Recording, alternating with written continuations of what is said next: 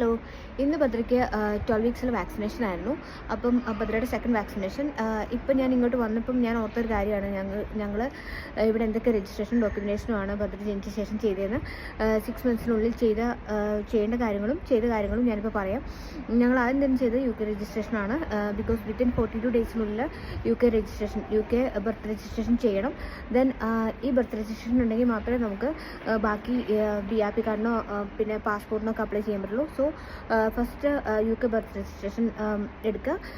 Then second ഞങ്ങൾ ചെയ്തത് GP രജിസ്ട്രേഷനാണ്. Because 6 to 8 weeks mandatory head to toe checkup ഉണ്ട്. അപ്പോൾ അതിനുവേണ്ടി നമ്മൾ GPയിൽ നമ്മൾ ഭദ്രയുടെ പേരിൽ രജിസ്റ്റർ ചെയ്യണം. അത് ചെയ്തു. ദെൻ വാക്സിനേഷന് വേണ്ടിയിട്ട് നമ്മൾ രജിസ്റ്റർ ചെയ്തു. ബിക്കോസ് 8 വീക്സിലും 12 വീക്സിലും മാൻഡേറ്ററി വാക്സിനേഷൻസ് ഉണ്ട്. അതുപോലെ തന്നെ BCG എടുക്കാനും നമുക്ക് ഹോസ്പിറ്റലിൽ നിന്ന്, ബിക്കോസ് ഏഷ്യൻസിനാണെങ്കിൽ BCG എടുക്കണം. അപ്പോൾ അതും നമുക്ക് ഹോസ്പിറ്റലിൽ നിന്ന് റെഫർ ചെയ്യും. ദെൻ പിന്നെ നമ്മൾ BRP കാർഡിനാണ് അപ്ലൈ ചെയ്തത്.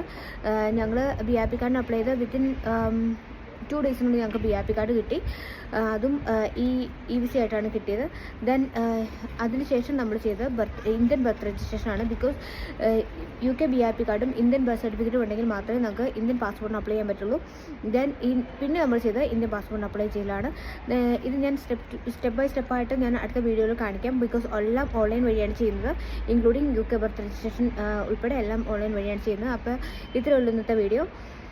അപ്പോൾ നിങ്ങൾക്ക് ഈ വീഡിയോ ഇഷ്ടപ്പെട്ടെങ്കിൽ please like and subscribe my channel. So see you next video. By.